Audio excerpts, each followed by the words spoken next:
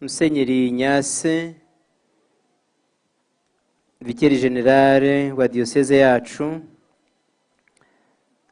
banyakubahwa bayobozi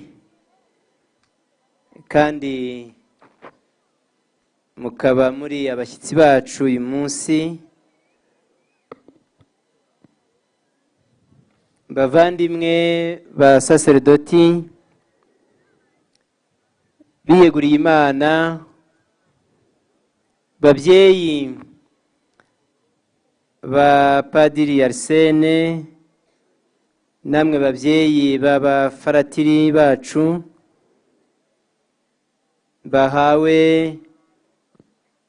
ibyiciro by'ubutumwa biganisha ku busaserdoti, bakristu bavandimwe mwese uko muri hano, nejejwe no kubaramutsa mbifuriza ineza n'amahoro dukesha umwami wacu Yezu Kristu, umusaserdoti mukuru we witanze akatubera icyarimwe urutambiro, umuherezabitambo n'intama y'igitambo.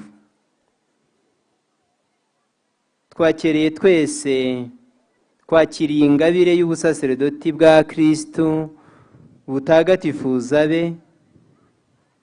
mu kubudukenuza we ubwe yashimye kubunyuza muri uyu muvandimwe wacu, umwana wa paruwasi ya Mushaka, Padiri Irakoze Arsene. Babyeyi ba Padiri Arsene, muryango avukamo, bakristu ba paruwasi ya Mushaka, twese twifatanyije namwe muri ibi byishimo. Twese turazamura ibisingizo ku Mana, twungikanya, tuyishima, tuyishimira. Mbese tubikesha iki ngo ushobora byose yakirembo iwacu adutoremo umusaserdoti we, mwana wacu Padiri Arsene, wabaye ndetse n'umubyeyi kubw'iri sakramentu. Twese tuguhaye impundu, inteko n'amashyi n'impundu n'umurishyo w'ingoma kugira ngo tukwereke ko tukwishimiye. Inteko y'abasaserdoti bakuru bawe, twaje ku isonga mu kukwakira, kukuramburiraho ibiganza nk'ikimenyetso cy'isano iri sakramentu ryaremye hagati yacu nawe. Ni igihango imbaga y'abakristu yakwakiranye ubwuzu bwinshi, wabibonye. Umusaserdoti iteka ni ingabire y'imbonekeragihe. Iteka iyo twakiriye ingabire nk'iyi turashimira, tugashimira Imana, ariko tukanongeraho n'isengesho risaba, kuko imyaka yeze ni myinshi. Nidusabe ngo nyiri imyaka yohereze abakozi benshi mu murima we. Yewe niyo duhereye kuri paruwase ya Mushaka, paruwase zigera ku 9, murumva icyo bishatse kuvuga. Abasaserdoti bagomba kuzijyamo zose, bagomba kujya mu miryango remezo, bagomba kujya muri Kristo muri buri rugo, n'indi mirimo ya gitumwa myinshi. Koko Nyagasani turakennye, twagira ubuvunyi bwawe we mubyeyi uturagiye, kandi turakwizigiye. Ukomeze ubyutse mu mitima y'abato bacu, bakunde kwitanga, bitangire umuryango wawe, babe abasaserdoti baba abafurere, baba ababikira. Babyeyi ba Padiri Arsene, hari ijambo ntabwo ndivuga jyewe jyenyine, ndayivugira hamwe n'abari hano bose. Hari ijambo twumva twababwira: nguguhaye agukunze araguhata. Turabashimira ko muduhaye umugeni, ariko turacyabategeye amaboko. Muzaduhete. Abatazi icyo Kinyarwanda ngisobanure: guheta umuntu ni ukumuha ubugira kabiri.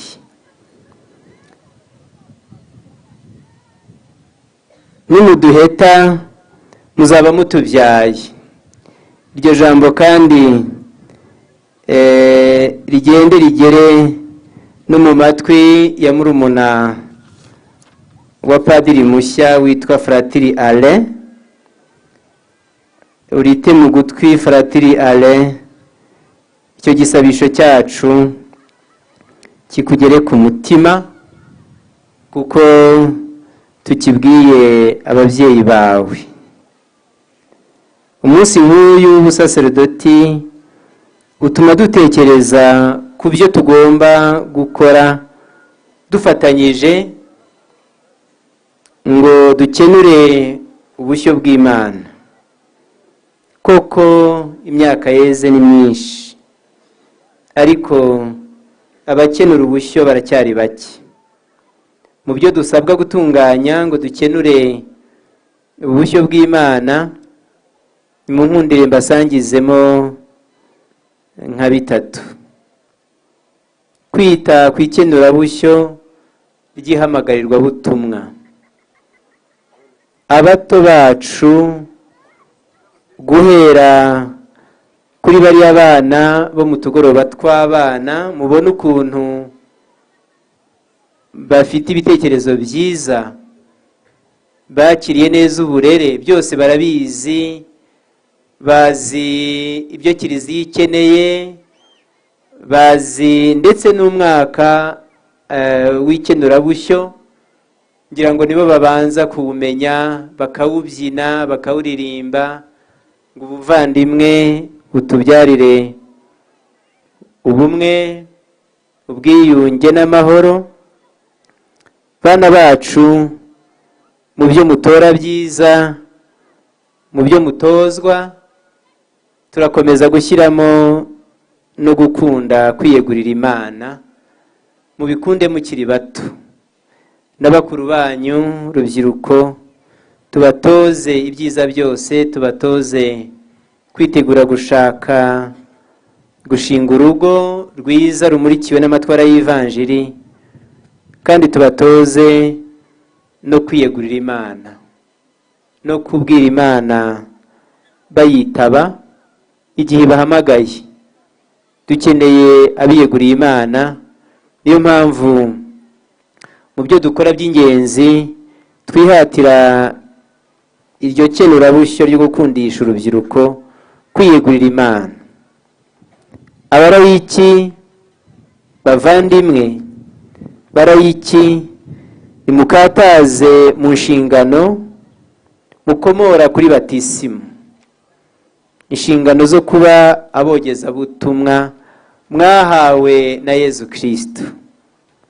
Ishuri ry'ukwemera nimuriyoboke mudatseta ibirenge, mujijuke mu kwemera, bibatere n'ishyaka ryo kogeza inkuru nziza.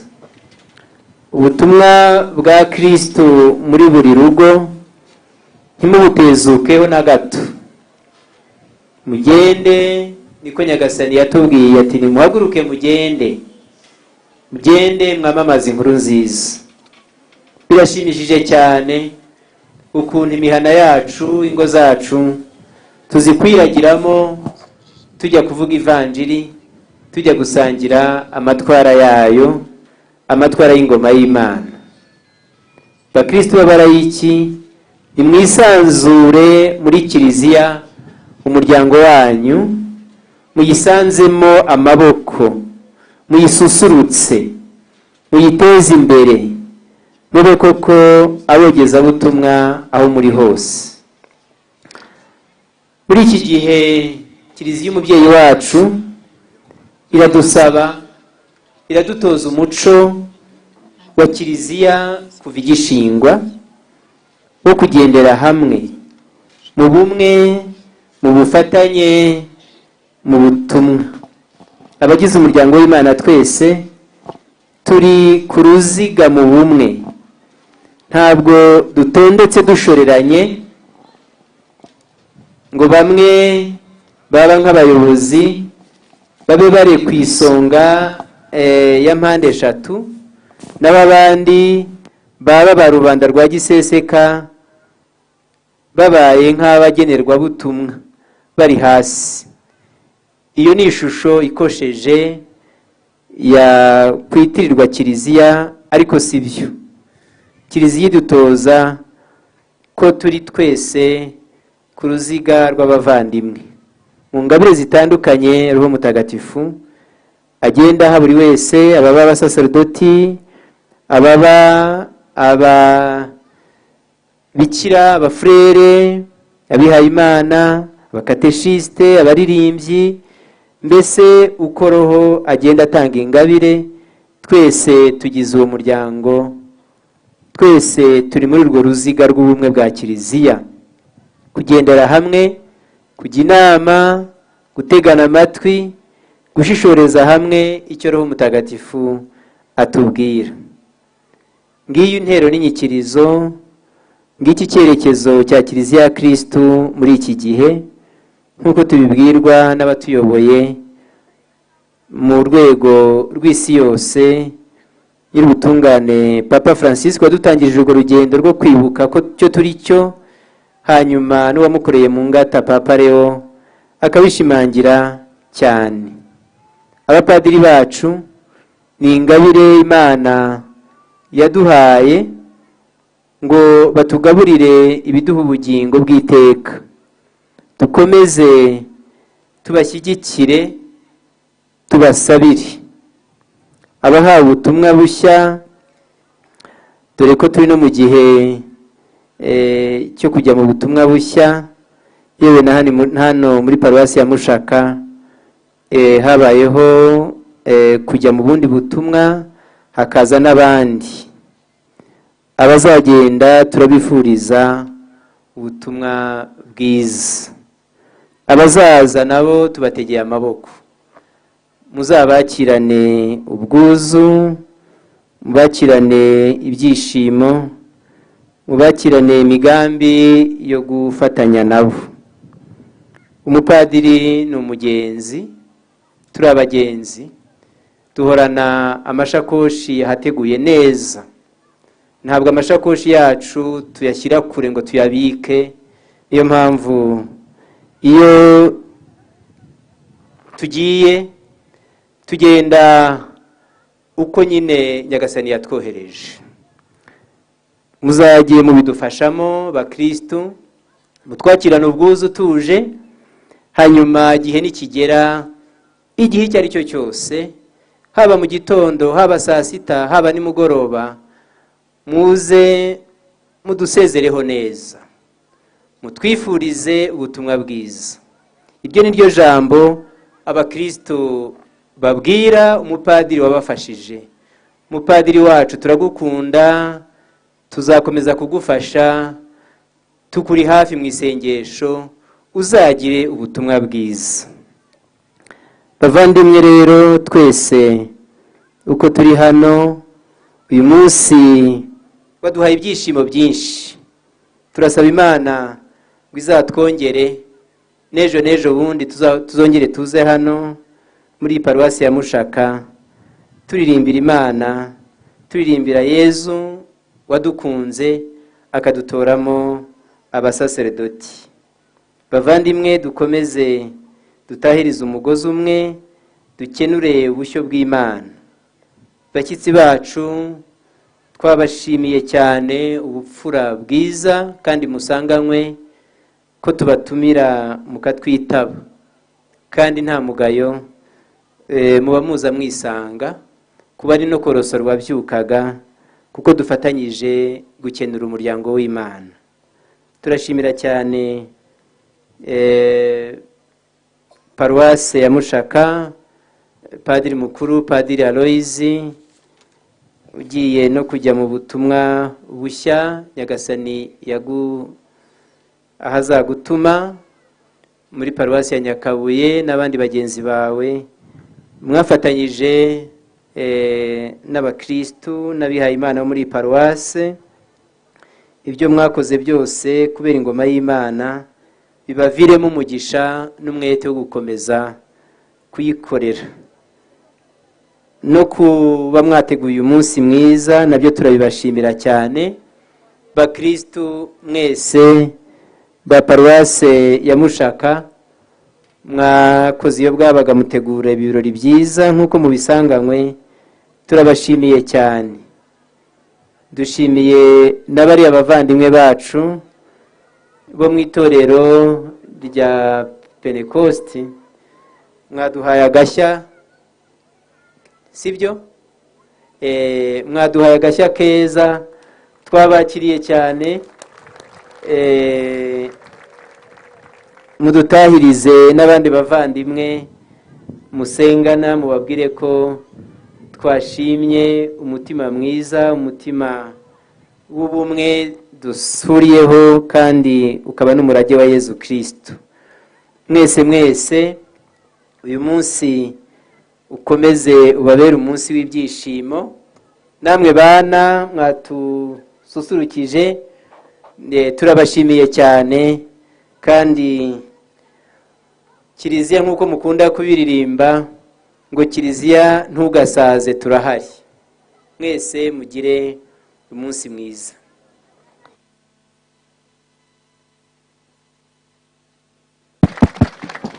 Amashyi menshi, twongeremo impundu, amashyi n'ingoma bivuge. Muri aka kanya rero tugiye kubyina amahoro meza.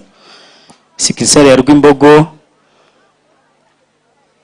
abategarugori muri kubabona hariya, ni museruke maze tubyine amahoro meza, twishimira amahoro iwacu Nyagasani aduhaye.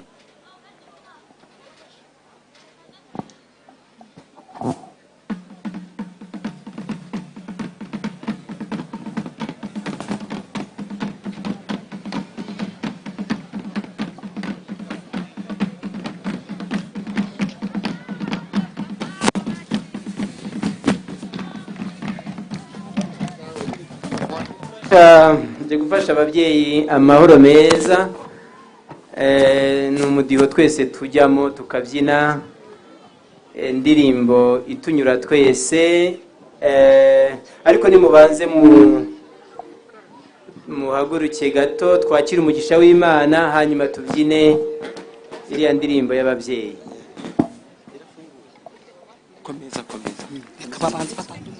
Nyagasani Imana yacu, tugushimiye ingabire y'ubuntu bwawe, y'ubusaserdoti, y'ubwitange bwawe. Tugushimiye ko watoye umwe muri twe, Padiri Arsene, aba baseminari bacu bahawe ubutumwa bwerekeza ku busaserdoti. Baturebanye imbabazi, baturebanye neza, udutoramo abazadufasha kugira ngo dukenure. Komeze Nyagasani uturebe gutyo, kandi utugirire ubuntu, wongere abakozi beza mu murima wawe. Tugushimiye uyu munsi, kandi ukomeze uturinde iteka twese, buri wese muha amahoro yawe. Tubigusabye ku bwa Kristo umwami wacu. Nyagasani Yezu nabane namwe. Ushobora byose nabaho umugisha, barinda bakomeze ku izina ry'Imana Data na Mwana na Roho Mutagatifu. Amahoro meza rero.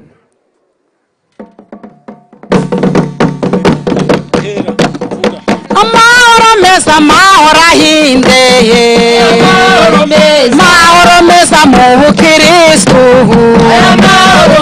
Mahoro meza musenyeri wacu.